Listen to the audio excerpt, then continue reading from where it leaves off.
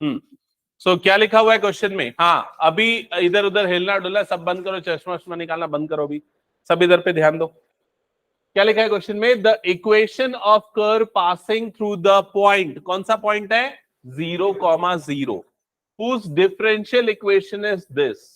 तो आपको एक इक्वेशन निकालनी है, कर्व की इक्वेशन निकालनी है, और वो कर्व कहां से पास हो रहा है? ये वाले पॉइंट 0,0 से, और उसका डिफरेंशियल इक्वेशन आपको गिवन है। ठीक है, तो मैं सबसे पहले ना एक रफ में एक ऐसा कर्व बना देता हूं लाइक दिस। ओके, आपको इसकी इक्वेशन निकालनी है।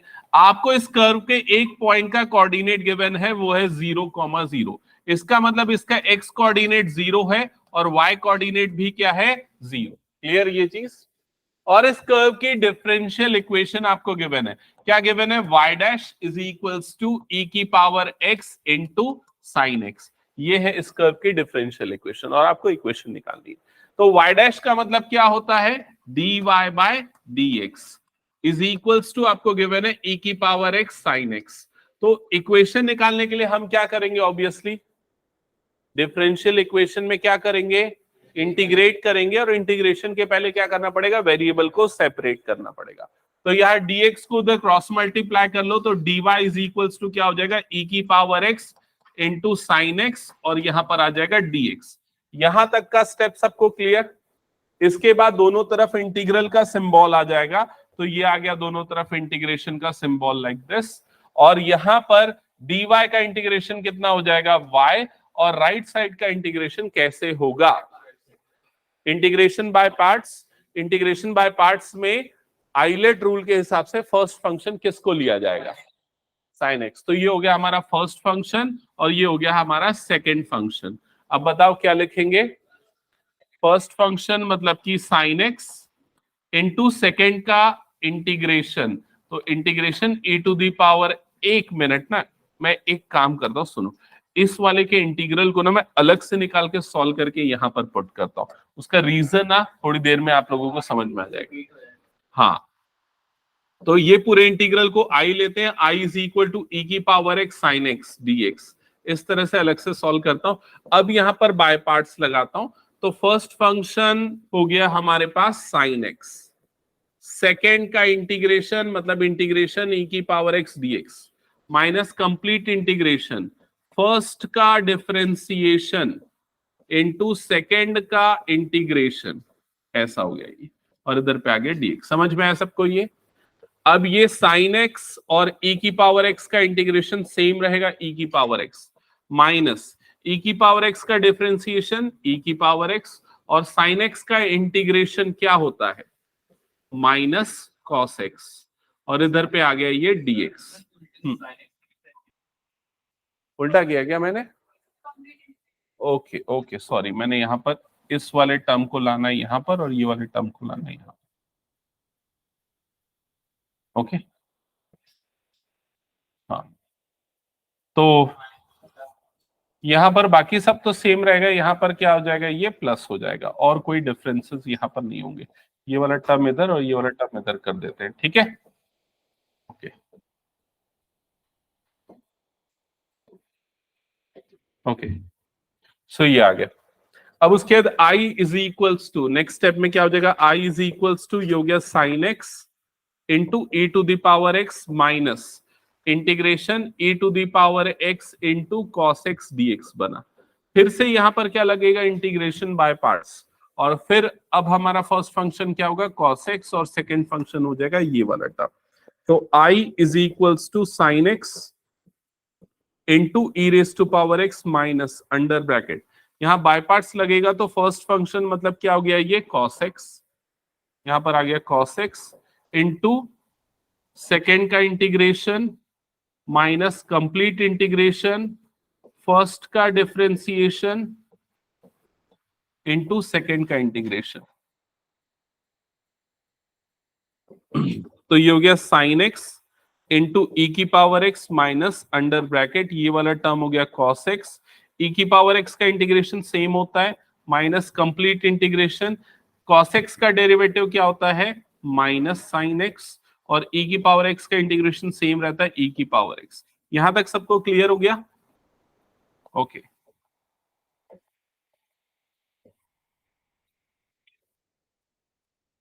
इसके बाद ये e की पावर x sin x वाली term as it is minus, यहां ब्रैकेट खुलेगा तो e की पावर x cos x बन जाएगा।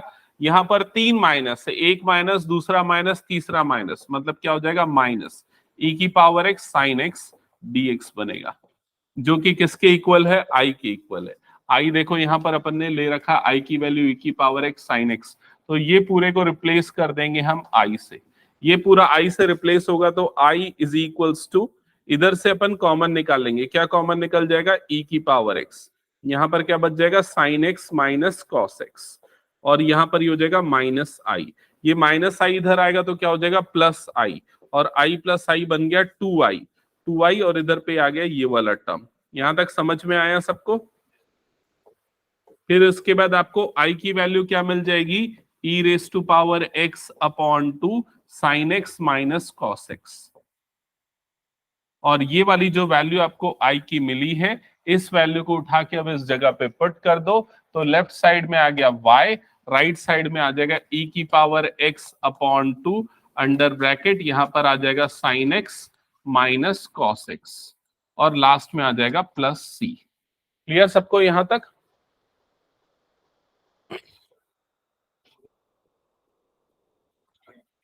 ओके फिर उसके बाद ये हो गया आपका कौन सा सॉल्यूशन, जनरल सॉल्यूशन।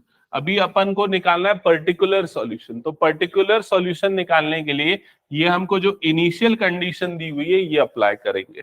मतलब हम क्या करेंगे, x की जगह पे 0 पुट करेंगे और y की जगह पे भी 0 पुट करेंगे। तो ये y की जगह पे आ गया 0, e की पावर 0 अपॉन 2 अंडर ब्रैकेट, यहां पर क्या हो जाएगा साइन 0 माइनस कॉस 0 प्लस ये हो गया c। अब लेफ्ट साइड पे तो हो गया 0, e की पावर 0 की वैल्यू कितनी होती है 1, तो ये आ गया 1 अपॉन 2। साइन 0 की वैल्यू कितनी होती है 0, माइनस कॉस 0 की वैल्यू कितनी होती है 1, और प्लस ये हो गया c। तो यहाँ पर आ जाएगा 0 और इधर पे आ जाएगा is equals to minus 1 upon 2 plus c, जिससे कि आपको c की वैल्यू मिलेगी और वो कितनी आ जाएगी प्लस 1 अपॉन 2। और ये जो आपको c की वैल्यू मिली है उसको उठा के इस जगह पे पुट कर दो, तो y इज इक्वल्स टू ये हो जाएगा e की power x upon 2 under bracket sine x minus cos x bracket close और प्लस c, तो c के प्लेस पे आ गया 1/2। दैट्स इट, ये हो जाएगा आपका फाइनल आंसर। समझ में आया सबको ये? और अब आगे जितने भी क्वेश्चंस हम करने वाले हैं वो सारे के सारे वर्ड प्रॉब्लम्स है। मतलब आपको ना डायरेक्ट डिफरेंशियल इक्वेशन नहीं गिवन होगी, घुमा फिरा के कुछ स्टेटमेंट गिवन होंगी, उन स्टेटमेंट से आपको डिफरेंशियल इक्वेशन बनाना है, फिर सॉल्व करना है। तो जिनका ये हो गया वो नेक्स्ट क्वेश्चन ट्राई कर सकते। हम्म हम्म ये क्वेश्चन के स्टेटमेंट में ऐसा लिखा हुआ था कि वो जो कर्व है वो 0,0 से पास हो रहा है। ओके, इट मींस उस कर्व का एक पॉइंट का कोऑर्डिनेट 0 0 है। दैट मींस x की वैल्यू 0, y की वैल्यू 0 है। ओके, तो हमने क्या किया, इस इक्वेशन में x और y की जगह पे 0 और 0 पुट किया, सो हमको c मिल गया।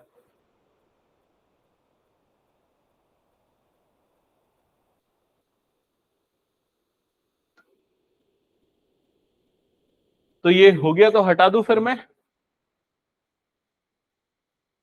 हो गया सबका?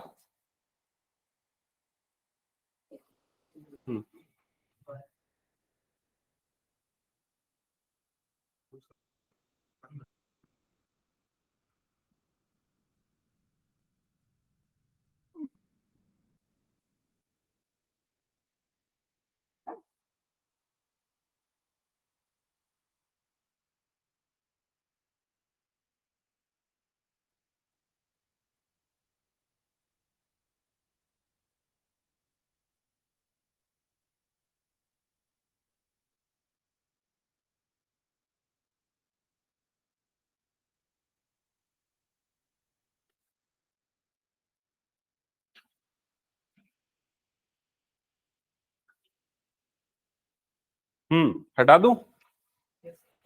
ओके, चलो नेक्स्ट आ जाते हैं। अब हम क्वेश्चन नंबर 16 में। क्वेश्चन नंबर 16 क्या लिखा हुआ है एक बार ध्यान से पढ़ना। फॉर द डिफरेंशियल इक्वेशन आपको एक डिफरेंशियल इक्वेशन दिया हुआ है, find the solution if the curve is passing through this point. तो सिंपल है क्वेश्चन, आपको ऑलरेडी डिफरेंशियल इक्वेशन दे रखा हुआ है और ये जो पॉइंट दे रखा हुआ है ये क्या है, इनिशियल कंडीशन, मतलब x की वैल्यू 1 लेनी है और y की वैल्यू -1, जिससे आपको वो जो c आर्बिट्री कांस्टेंट वो मिल जाएगा। ठीक है, तो सबसे पहला स्टेप क्या करोगे बताओ, सबसे पहला स्टेप क्या करोगे, वेरिएबल सेपरेबल। तो यहां पर वेरिएबल सेपरेबल अप्लाई करो, क्या हो जाएगा बताओ, लेफ्ट साइड में क्या आएगा, y dy upon y plus 2। समझ में आया, ये y और ये dy को यहीं रखा और ये y प्लस 2 को उधर क्रॉस मल्टीप्लाई किया और ये dx उधर जाएगा, ये x भी इधर आ जाएगा, तो इधर पे ये क्या आ जाएगा राइट साइड में, x plus 2 into D x upon x. ये पहला स्टेप हो गया सभी का। फिर उसके बाद क्या होगा, दोनों तरफ इंटीग्रेशन, तो दोनों तरफ लगा दो इंटीग्रेशन का सिंबल। ओके, अब ये जो फर्स्ट वाला पार्ट है उसका इंटीग्रेशन कैसे करोगे, बिल्कुल सही, +2 -2 ले सकते हैं या दूसरा तरीका सब्सटीट्यूशन, y प्लस 2 को t ले सकते हैं। मैं +2 -2 ले लेता हूं, आई थिंक ज्यादा इजी लगेगा, तो इसको y प्लस 2 -2 ऐसा लिख देंगे और ये आ गया y प्लस 2 dy। जिनको समझ में नहीं आया अगले स्टेप में देखना ऐसा क्यों किया है। ऐसा करने से ये दो अलग पार्ट में ब्रेक हो जाएगा, y plus 2 divided by y plus 2, -2 upon y plus 2 dy। इसके बाद ये दोनों कट जाएगा और यहां पर क्या बच जाएगा, 1 -2 अपॉन y प्लस 2 और इधर पे बच जाएगा dy। अब 1 का इंटीग्रेशन कितना हो जाएगा, y, ये हो गया -2। 1 अपॉन y प्लस 2 का इंटीग्रेशन कितना हो जाएगा, log y प्लस 2। समझ में आया ये पूरा इंटीग्रेशन। अब राइट साइड में ऐसा कुछ करने की जरूरत नहीं है, राइट साइड में डायरेक्टली अलग कर देंगे, x upon x plus 2 upon x और इधर पे ये आ गया dx। ओके, अब x अपॉन एक्स वाले पार्ट में x और x कट जाएगा तो क्या बच जाएगा यहाँ पर 1 प्लस 2 अपॉन एक्स और ये हो जाएगा dx। 1 का इंटीग्रेशन क्या होता है, x प्लस 2, 1 अपॉन एक्स का इंटीग्रेशन क्या हो जाएगा, log x और प्लस यहाँ पर एक आर्बिटरी कांस्टेंट लिख देते हैं c, तो ये आ गया x plus 2 log x plus c। ये कौन सा सॉल्यूशन मिला अपने को, जनरल सॉल्यूशन। इसको आगे और सिंप्लीफाई कर सकते हैं लेकिन फिलहाल अपन यहीं पर रख रहे हैं जनरल सॉल्यूशन। अभी पर्टिकुलर सॉल्यूशन निकालने के लिए अपने को ये पुट करना पड़ेगा, क्या पुट करेंगे, x की जगह पे 1 और y की जगह पे -1। ये पुट होगा कहां पर, पुट होगा इस जगह पे। जब इस जगह पे हम पुट करेंगे तो ये y की जगह पे आ गया -1 -2 log -1 plus 2 is equals to, x की जगह पे आएगा 1, कुछ गलत किया क्या मैंने, 2 log 1 प्लस c, क्या हो गया, यहां तक क्लियर सबको। अब इस, हाँ कुछ, क्योंकि ये बोल रहा है वो जो कर्व है ये पॉइंट से पास हो रहा है, ठीक है, तो ये हो गया -1 -2, ये हो जाएगा log 1 is equals to 1 plus 2 log 1 plus c, और log 1 की वैल्यू कितनी होती है, 0, तो log 1 0 होता है तो ये पूरा 0 और ये वाला पूरा पार्ट भी क्या हो जाएगा, 0। तो यहां पर क्या बच गया, सिर्फ -1, राइट साइड में क्या बच गया, 1 प्लस c, -1 इधर जाएगा तो c की वैल्यू कितनी आ जाएगी, -2। ये c की वैल्यू -2 जो आई है उसको, सॉरी -2 आएगी, -2 जो आई है उसको उठा के वापस यहाँ पर रख दो, तो ये आ जाएगा y -2 log y plus 2 is equals to x plus 2 log x plus c है, तो यहां पर आ जाएगा -2। दैट्स इट, ये होगा फाइनल आंसर। आगे अब कुछ अरेंजमेंट हो सकता है, सिंप्लीफिकेशन हो सकता है, लॉग लॉग को एक तरफ करके ऐसा कुछ कुछ कर सकते हैं। तो समझ गए ओवरऑल प्रोसेस।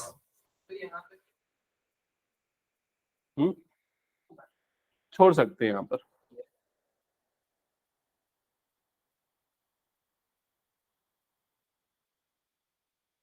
हटा दो फिर इसको मैं।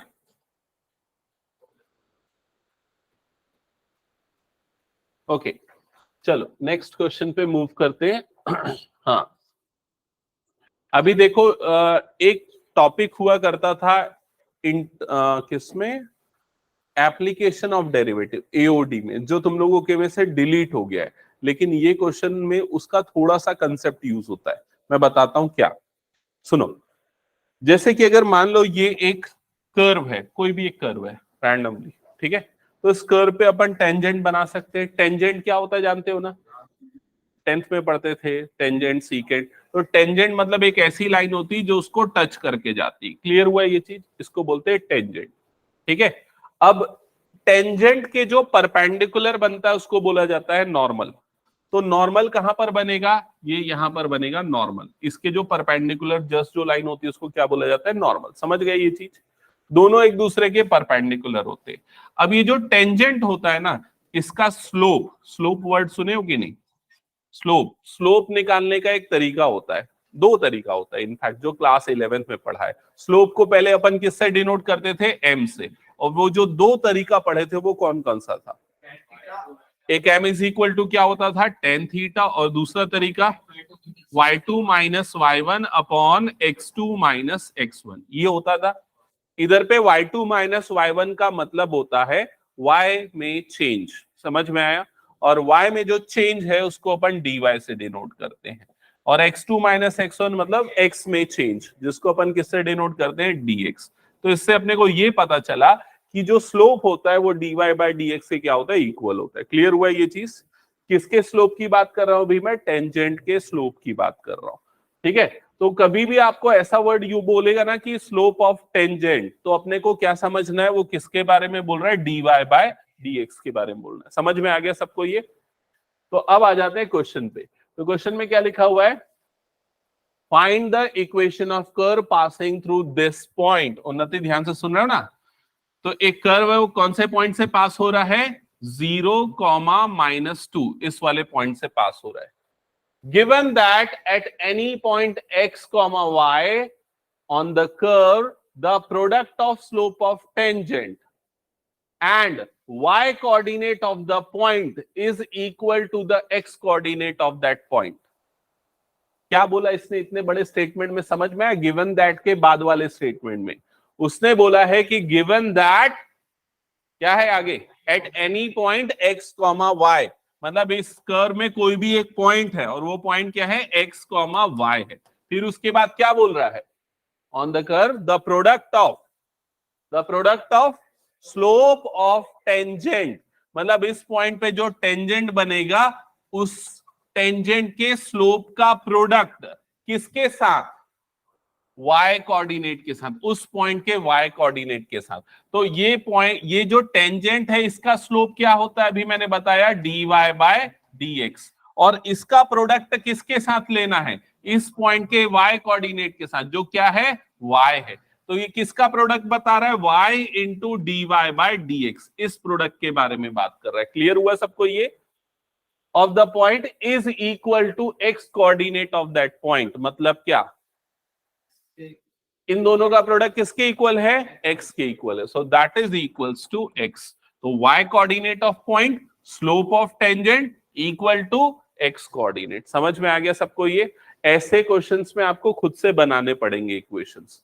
तो अभी क्या करना है, वेरिएबल सेपरेबल कुछ नहीं, dx को उठा के उधर फेंक दो और ये आ जाएगा, सेपरेशन हो जाएगा।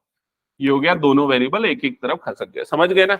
अब क्या करोगे, बस इंटीग्रेट करना है, तो दोनों तरफ लगा दो इंटीग्रेशन का सिंबल। y dy का इंटीग्रेशन बोलो जल्दी, क्या होता है, y square upon 2, right side में x square upon 2 plus c। अभी c की वैल्यू कैसे निकलेगी, उन्नति बताओ।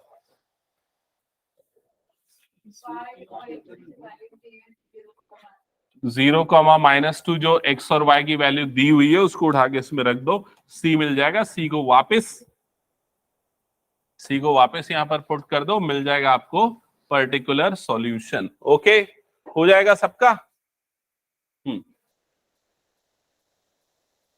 हटा दो फिर इसको मैं,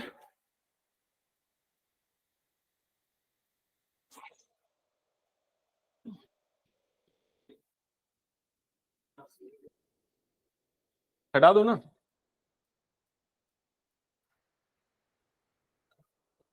कितना आ रहा है सी का वैल्यू 2, सी का वैल्यू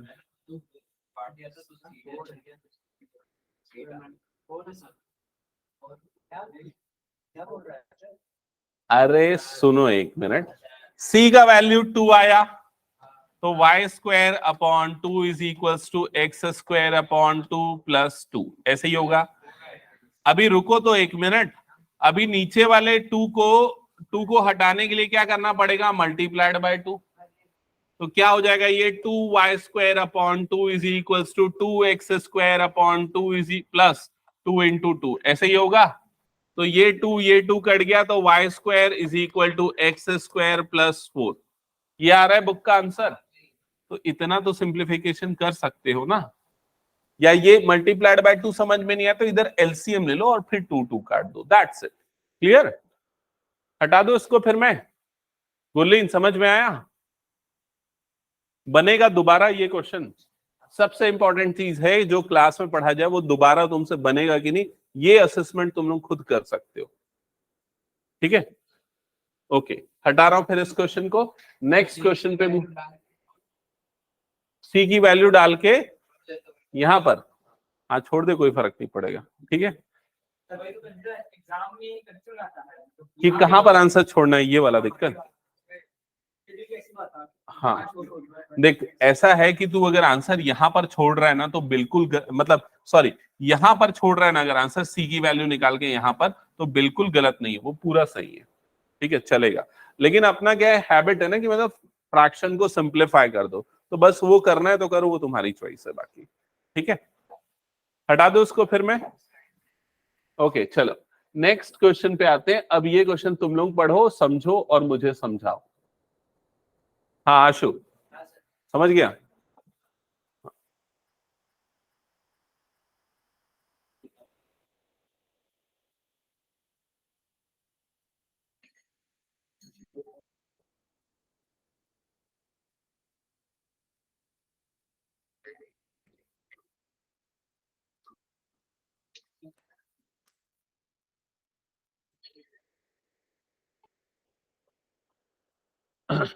पढ़ लिया सबने? तो मैं एक बार रीड कर रहा हूं, फिर मैं आपसे पूछता हूं। At a point x comma y on the curve, तो सबसे पहले मैं कर्व बना लेता हूं और उस पर एक पॉइंट ले लेता हूं जिसका कोऑर्डिनेट हमको पता है एक्स कॉमा वाई।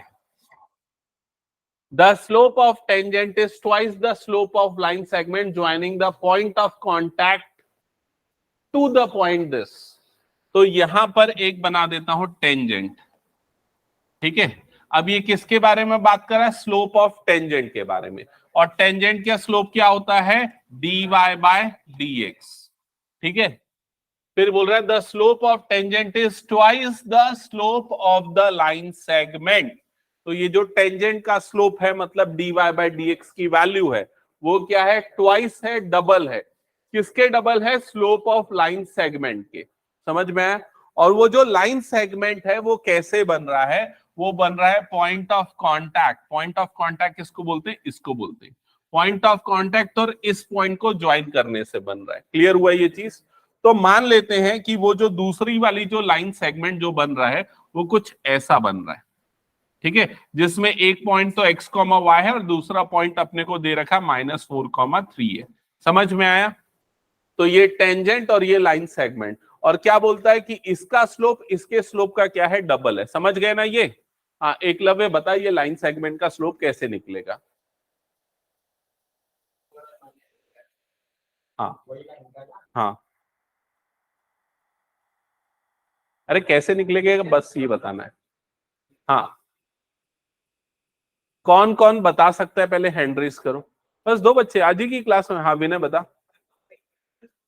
नहीं, y2 minus y1 divided by x2 minus x1, याद आया? मैंने आज ही बताया था। तो यहां पर इसका जो स्लोप होगा ये निकलेगा y2 माइनस y1। तो बताओ कितना हो जाएगा ये, y plus 3 divided by x2 minus x1, मतलब कितना हो जाएगा, x प्लस 4। जिनको याद नहीं है वो लिख लेना स्लोप का ये वाला फॉर्मूला।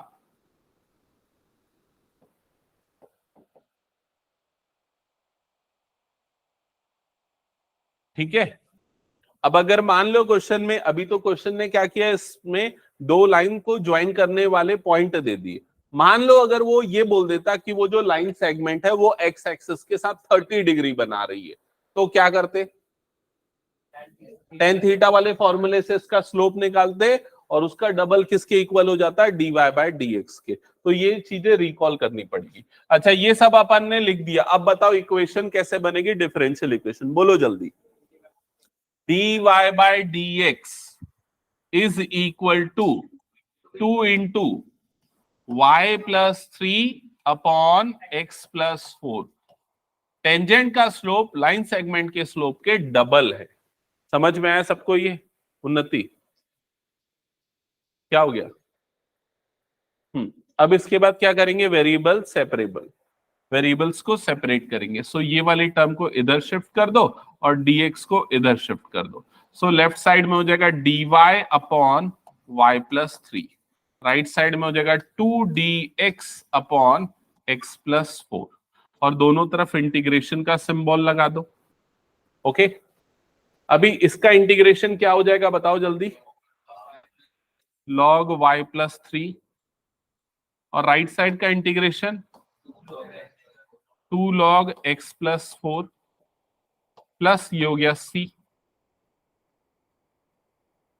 अभी इनिशियल कंडीशन गिवन है ना, देखो वो कर्व कहां से पास हो रहा है, -2, 1 से, तो उसमें पुट करो x की जगह पे -2 और y की जगह पे 1, पुट करो और बताओ फिर क्या आता है।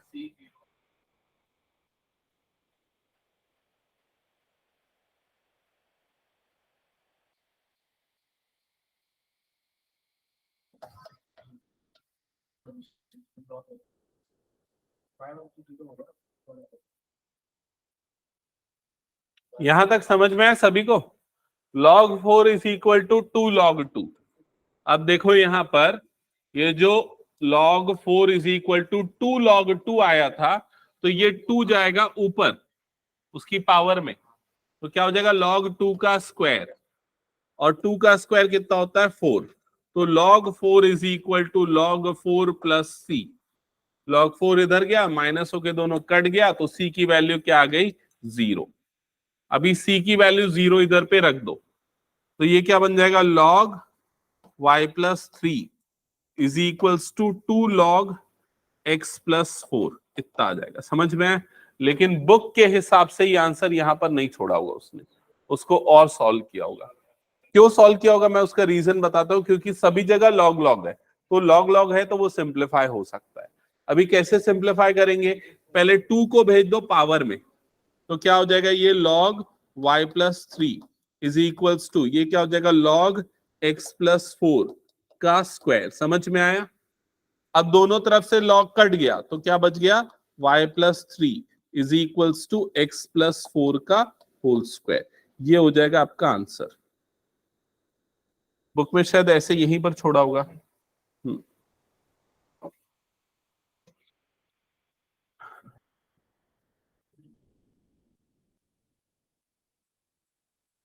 हो गया सभी का, हटा दो फिर इसको मैं।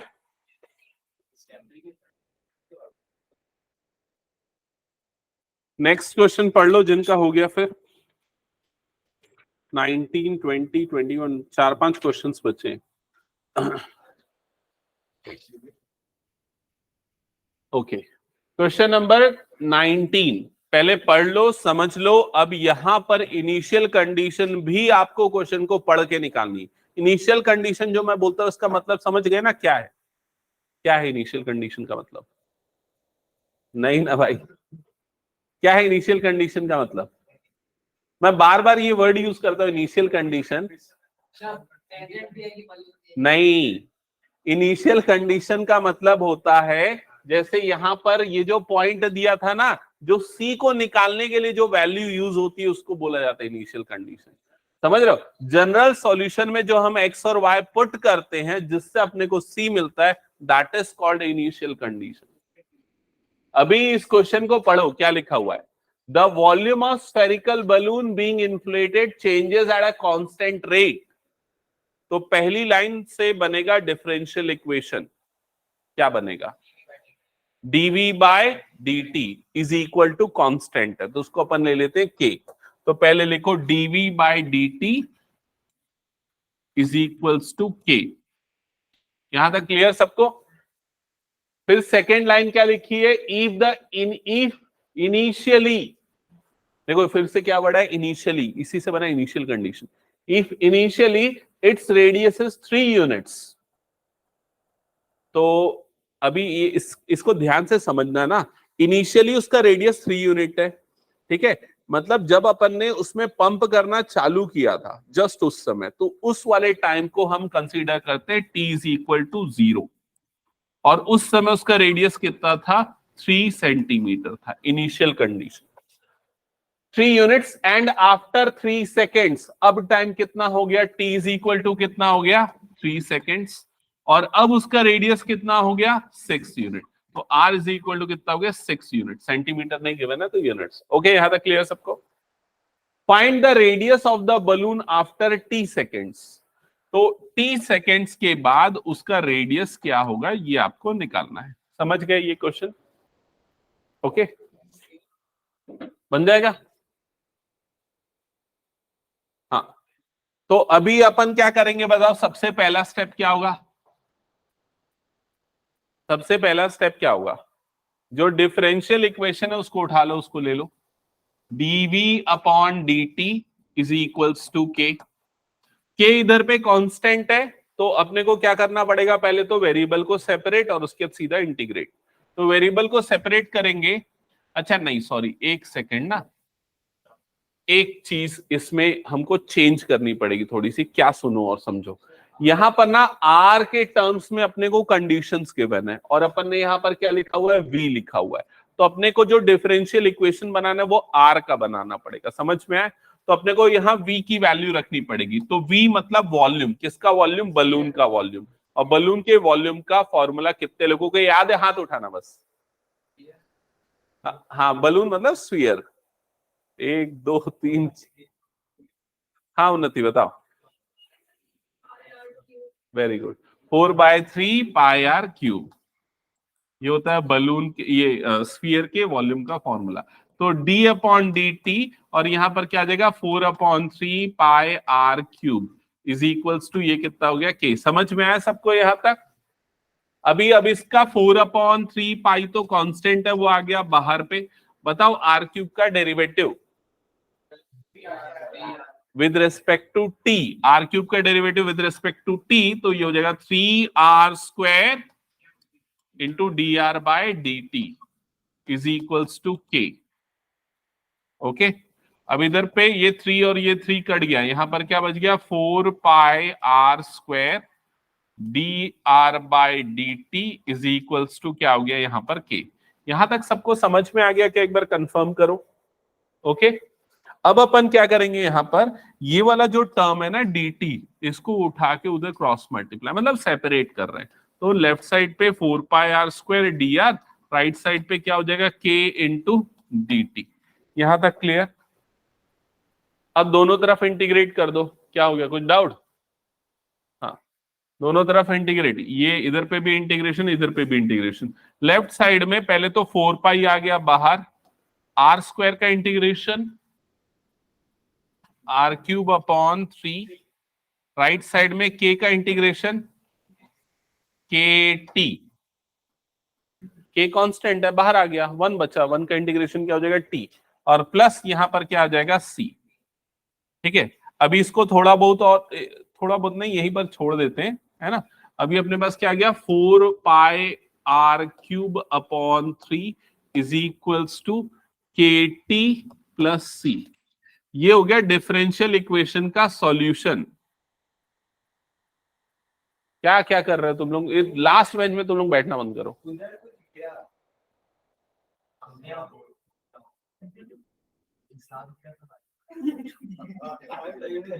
साहब आप तो नहीं है, लेकिन छिपकली वहां पर उस कॉर्नर में जरूर रहती, मैं बता देता हूं तुम लोगों को। हाँ सच में, अभी कल की क्लास में वो 10th वाले बच्चे उठ के भागे थे इसलिए। ठीक है चलो, वो नीचे नीचे वो ब्लैक ब्लैक है ना, और दिखता नहीं है, इस वजह से ब्लैक कलर की है। ठीक है, इधर पे ध्यान दो। ओके, हो गया। हाँ, यहां तक आ गया सबका। अब इधर पे सामने ध्यान, या तो सामने आ जाओ फिर। हाँ, इसके बाद अपने को निकालना क्या है, आर की वैल्यू निकालनी है टी के टर्म्स, मतलब टी की वैल्यू निकालनी है, उल्टा बोल रहा हूँ क्या, आर की वैल्यू निकालनी है टी के टर्म्स में।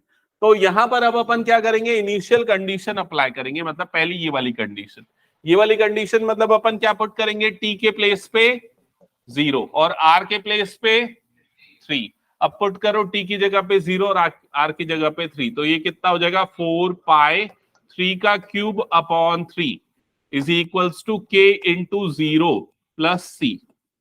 तो यहां से ये 3 कटेगा और ये 3 का स्क्वायर हो जाएगा। 3 का स्क्वायर कितना होता है 9, 9 4 जा 36, तो सी की वैल्यू आ गई 36 पाई।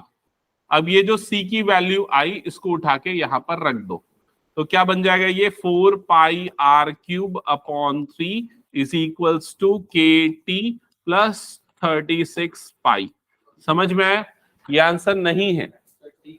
अभी ये आंसर क्यों नहीं है, अगर ऐसा रहता तो उसने दूसरी कंडीशन क्यों दी, क्योंकि यहां पर दो आर्बिटरी कांस्टेंट, एक तो सी था जो तुमने निकाल लिया और दूसरा कौन सा बच गया के। अब के की वैल्यू निकालने के लिए अब हम दूसरी कंडीशन पुट करेंगे, ये वाली कंडीशन पुट करेंगे।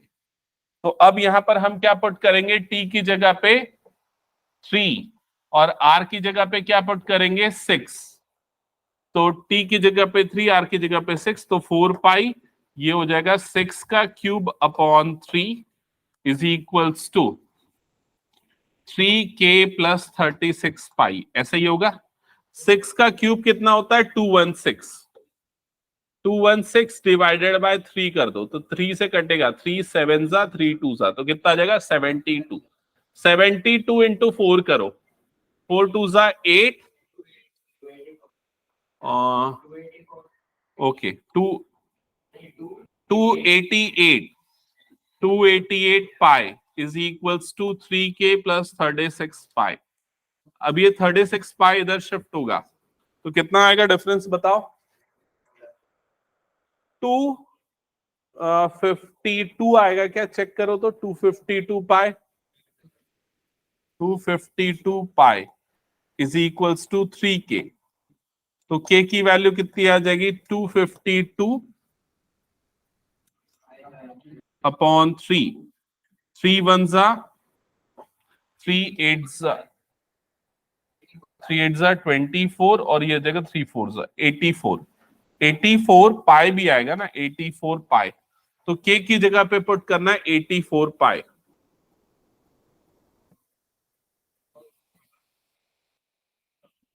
क्या हो गया, तो इधर पे कितना आएगा देखो, ये वाला 4 pi r cube upon 3 is equals to 84 pi, 84 pi t plus 36 pi. यहां तक आएगा सबका, बताओ एक बार। फिर उसके बाद पाई सब में से कॉमन निकल के कट जाएगा और 4 भी कट जाएगा ना, 4 1 जा, ये 4 से कितने टाइम में कटेगा, 4 1 जा 4 2 जा, ये 4 से कितने टाइम्स में कटेगा 9 टाइम्स में। तो यहां पर क्या बच गया, r cube upon 3 is equals to 12t plus 9। ठीक है,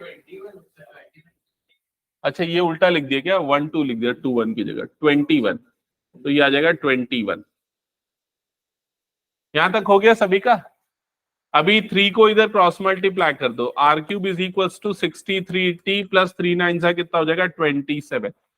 अपने को क्या निकालना है, आर क्यूब की वैल्यू निकालनी है ना, आर की वैल्यू निकालनी है। तो आर की वैल्यू कितनी आ जाएगी 63t plus 27 whole raise to power 1/3। ये हो गया आपका आंसर। ठीक है, ये क्वेश्चन अगर आएगा तो हाँ, केस स्टडी में आने लायक क्वेश्चन है ये, केस स्टडी में आने लायक क्वेश्चन है, जिसमें ना देखो सबसे पहले ना 4 नंबर का आएगा ना। हाँ तो मैं बता रहा हूँ ना कैसे पूछेगा इसका 4 पार्ट। पहला पार्ट में वो पूछेगा फाइंड द डिफरेंशियल इक्वेशन, तो यहां तक अगर आप बना रहे हो तो वो आपका हो गया 1 mark. Find the general solution. अगर आप यहां तक सॉल्व कर रहे हो तो आपका हो गया 2 मार्क्स, 1 + 2 मतलब 3। फाइंड द पर्टिकुलर सॉल्यूशन, वो भी निकाल रहा है तो 1 मार्क, ऐसा कुछ करेगा वो डिविजन। ओके, क्योंकि 3 स्टेजेस में इसका सॉल्यूशन। हटा दो इसको मैं। जिनका हो गया नेक्स्ट क्वेश्चन पढ़ो, बन जाएगा।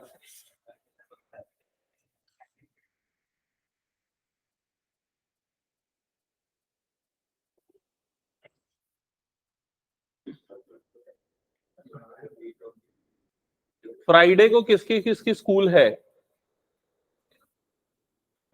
तुम लोग की है? केपीएस सरुणा तुम लोग के भी है? फ्राइडे तक सबकी रहेगी ना मेरे ख्याल, सैटरडे से ऑफ रहेगा ना। सैटरडे ऑफ होगा ना सबका? सैटरडे नहीं है क्या ऑफ? दिवाली के एक दिन पहले तो दे सकते हो स्कूल वाले।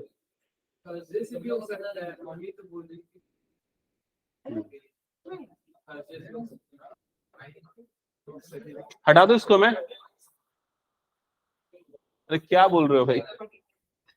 तो सेंट्रल गवर्नमेंट का ऐसे ही होता है, 3 दिन मिल गया, हमको तो एक भी दिन नहीं मिला, सिर्फ संडे के दिन छुट्टी मिला है। सैटरडे पूरा सैटरडे ऑफ रहता है, हम लोग का सिर्फ 5 वर्किंग डे होता है। ठीक है, चलो इधर पे ध्यान दो। नेक्स्ट क्वेश्चन पे स्टार्ट करें। ये अप्लाइड मैथ्स में ऐसे क्वेश्चन बहुत सारे वैसे। हाँ, क्या लिखा है क्वेश्चन नंबर 20 में? In a bank principal increases continuously at a rate of R% per year, find the differential equation. पहले ये बताओ, पहली वाली लाइन से डिफरेंशियल इक्वेशन बन जाएगा, उसको पढ़ो और बताओ। Very good, dp/dt। आगे?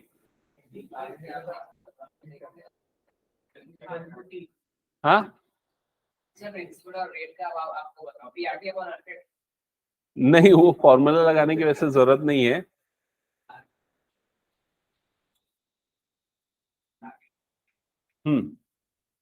सो क्या लिखा हुआ है? In a bank principal increases continuously at a rate of R% per year. मतलब यहां पर आपको ये दिया हुआ है dp/dt is equals to R% of principal. समझ में आ रहा है ये चीज? Principal increases at a rate of R% per year, ये आपका डिफरेंशियल इक्वेशन बन जाएगा। मतलब ये क्या बन जाएगा? dp/dt is equals to Rp/100। यहां तक क्लियर हुआ सबको? अभी यहां पर R जो है ना वो कांस्टेंट है, क्योंकि रेट ऑफ इंटरेस्ट कांस्टेंट होता है। तो अपन इसमें क्या पहले अप्लाई करेंगे? Variable separable. तो वेरिएबल सेपरेबल लगाएंगे तो P इधर से क्रॉस मल्टीप्लाई होकर नीचे आ जाएगा और dt क्रॉस मल्टीप्लाई होकर उधर आ जाएगा। तो यहां पर क्या बन जाएगा? dp/p is equals to R/100 into dt। बताओ ये समझ में आया क्या सबको? अब यहां दोनों तरफ इंटीग्रेट कर देंगे, तो इधर भी इंटीग्रेशन का सिंबल और इधर भी इंटीग्रेशन का सिंबल। लेफ्ट साइड में इंटीग्रेशन क्या होगा बताओ? हाँ, log p। और राइट साइड का इंटीग्रेशन? यहां तक क्लियर ना? राइट साइड का इंटीग्रेशन आ जाएगा RT/100, क्योंकि R/100 कांस्टेंट है, वो आ गया बाहर, और 1 का इंटीग्रेशन क्या हो जाएगा? T, और प्लस यहां पर आ जाएगा C।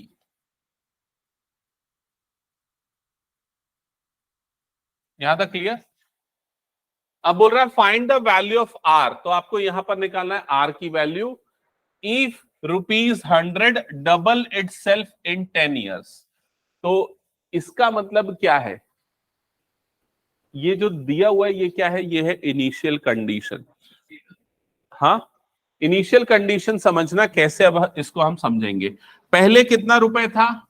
100, मतलब P की वैल्यू कितनी थी पहले? 100, और बाद में P की वैल्यू बढ़ के कितनी हो गई? डबल, मतलब कितना हो गया? 200। समझ में आया? पहले जो टाइम था उसको हम ले लेते हैं 0, और अब जो टाइम है वो कितना हो जाएगा? 10। 10 साल में इसकी वैल्यू क्या हो गई? डबल। समझ में आया? तो ये इनिशियल कंडीशन हम यहां पर लगाएंगे।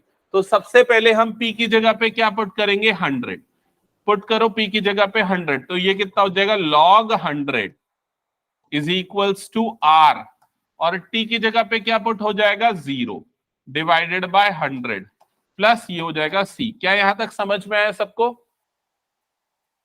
यस और नो कंफर्म करो एक बार, क्लियर ना? ये वाला पूरा पार्ट क्या हो जाएगा 0, तो सी की वैल्यू आपको क्या मिल गई log 100। ये जो सी की वैल्यू मिली है इसको उठा के पुट कर दो इस जनरल सॉल्यूशन में। तो अब जो आपके पास एक्सप्रेशन आएगा वो क्या आएगा, log p is equals to r t upon 100 plus log 100। यहां तक समझ में आया? अब हम सेकेंड कंडीशन इसमें पुट करेंगे। सेकेंड कंडीशन मतलब अब क्या पुट करेंगे, p की जगह पे 200 और t की जगह पे 10, तो ये कितना हो जाएगा log 200 is equals to r into 10 upon 100 plus log 100। समझ में आया सबको यहां तक?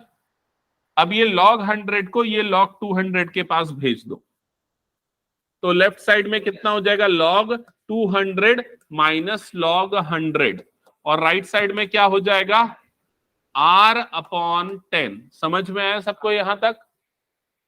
अब इन दोनों का डिफरेंस, हाँ इन दोनों का डिफरेंस में हम क्या लगाएंगे, property log a minus log b। तो log a बाय b तो 200 बाय 100, तो इसमें आएगा log 10, ये सब कट जाएगा और ये आ जाएगा log 2 is equals to r upon 10, और log 2 की वैल्यू गिवन है, कितनी गिवन है 0.6931, तो 0.6931 is equals to r upon 100। ये इधर क्रॉस मल्टीप्लाई होगा तो r की वैल्यू आ जाएगी 6.931%। सबको क्लियर यहां तक? ठीक है। तो क्या है, ऐसा वाला क्वेश्चन ना अप्लाइड मैथ्स में बहुत ज्यादा रहता है, तो उनको एक शॉर्टकट ट्रिक बताता हूं मैं। क्या बताता हूँ, ये जो नंबर दिया है ना उसको ना मल्टीप्लाई कर दो 10 से।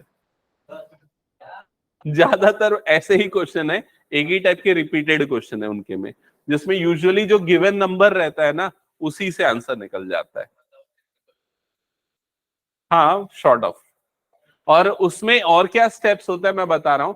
जैसे अपन ने ये पूरा कैलकुलेशन करके ये निकाला ना, उसमें भी एक शॉर्टकट आता है, लेकिन तुम लोगों पे ऐसा ज्यादा क्वेश्चन है नहीं, तो शॉर्टकट बताने का मतलब नहीं रहेगा। अरे टाइम वेस्ट होगा। चल नेक्स्ट क्वेश्चन बता।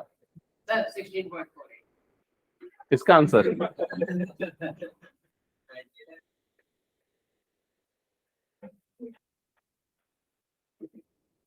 सॉल्व करो इस क्वेश्चन को जल्दी।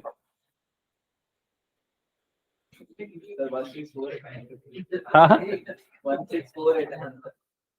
इसमें पूछा क्या, अमाउंट पूछा है ना,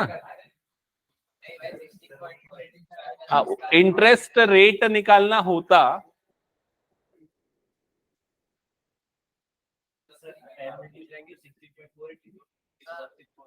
लेकिन यहाँ पर प्रिंसिपल चेंज हो रहा है ना, वो 1000 से मल्टीप्लाई होगा। पिछले क्वेश्चन में अपने को रेट ऑफ इंटरेस्ट निकालना था, इस बार अपने को क्या निकालना है, प्रिंसिपल जो चेंज हो रहा है, नया प्रिंसिपल वो निकालना है। मतलब शॉर्टकट लगाना है लेकिन उसमें उसके पहले आईक्यू लगाना है अपना। ठीक है ठीक है। पिछले क्वेश्चन में रेट ऑफ इंटरेस्ट पूछा था, इस क्वेश्चन में प्रिंसिपल अमाउंट पूछा है, ये डिफरेंस है। पढ़ लो एक बार क्वेश्चन को अच्छे से। In a bank, principal increases continuously at a rate of 5% per year. ठीक है, तो यहां पर आपको क्या गिवन है, R की वैल्यू गिवन है, R is equals to 5% per year.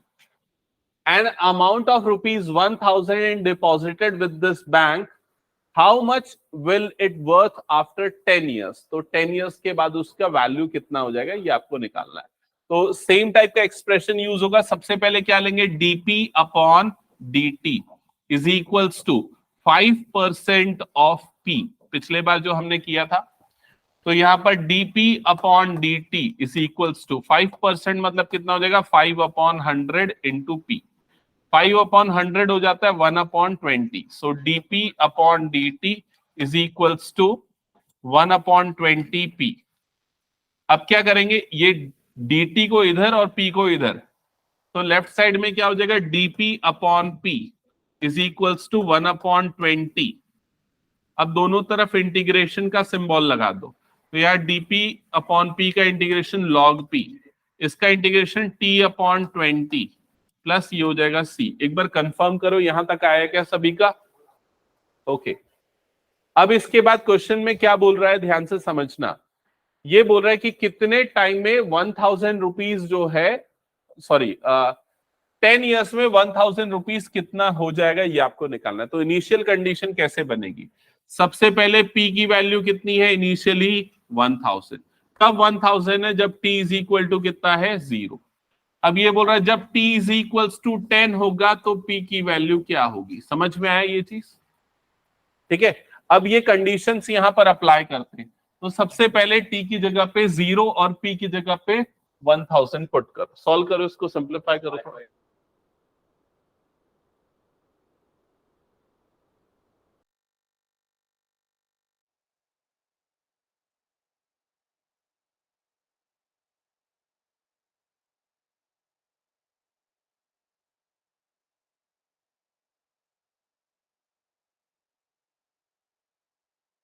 हाँ, सो ये हो जाएगा log 1000 इज इक्वल्स टू, ये पूरा क्या हो जाएगा? 0/20 प्लस c।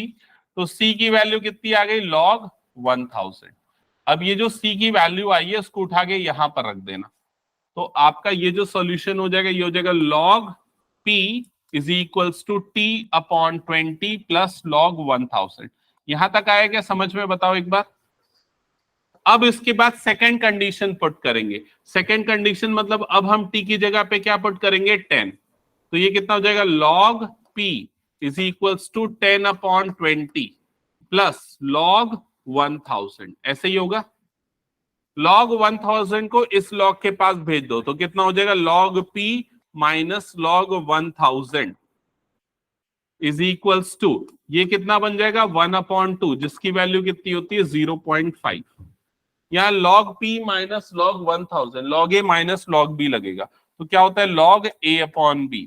तो log p/1000 हो जाएगा इज इक्वल्स टू 0.5। समझ में आया सबको?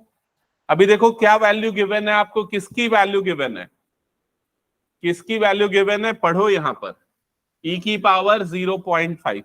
और ये वैल्यू यूज करने के लिए क्या करेंगे बताओ? दोनों तरफ e ले लोगे, एक्सपोनेंट ले लोगे। तो यहां पर e लोगे तो e और log कट जाएगा, क्या बचेगा यहाँ पर? p/1000। राइट साइड में e लोगे तो e की पावर क्या हो जाएगा? 0.5। समझ में आया? और ये वैल्यू आप लोगों को गिवन है क्वेश्चन में। कितनी गिवन है ये वाली वैल्यू? 1.648। अब इसके बाद इसको इससे मल्टीप्लाई कर दो तो p की वैल्यू आ जाएगी 1.648 इंटू 1000, जो कि आ जाएगा 1648। समझ में आया? Okay, next question. अच्छा, ये नेक्स्ट क्वेश्चन 22 और 23 दो क्वेश्चंस बच गए ना। 23 के लिए हिंट देता हूं, वो तुम लोग तुरंत बना लोगे। मल्टीपल चॉइस क्वेश्चन है। तो क्या लिखा हुआ है एक बार ध्यान से देखो। dy बाई dx की वैल्यू गिवन है। कितनी गिवन है? e की power x plus y. General solution निकालना है। सबसे पहला स्टेप क्या होगा, बस वही ध्यान से सुनना। पहला स्टेप होगा, इसको ऐसे लिखेंगे। क्या ये क्लियर हुआ सबको? लॉज ऑफ एक्सपोनेंट जो क्लास 9th में हम लोग पढ़ते थे, a की पावर m, a की पावर n, a की पावर m प्लस n, ये होता है प्रॉपर्टी। तो उससे अलग किया। फिर उसके बाद, अरे कोई डिलीट नहीं होता, तू कभी ध्यान नहीं देता था, सो जाता था उस वाली क्लासेस में, कोई याद है? ऑनलाइन पढ़ता था और कुछ नहीं होता। ठीक है, ये हो जाएगा। फिर दोनों तरफ क्या आ जाएगा? इंटीग्रेशन का सिंबल। ओके, आगे हो जाएगा सॉल्व फिर। e की पावर y ऊपर जाएगा, e की पावर क्या हो जाएगा? Minus y। फिर e की पावर माइनस y का इंटीग्रेशन क्या होता है?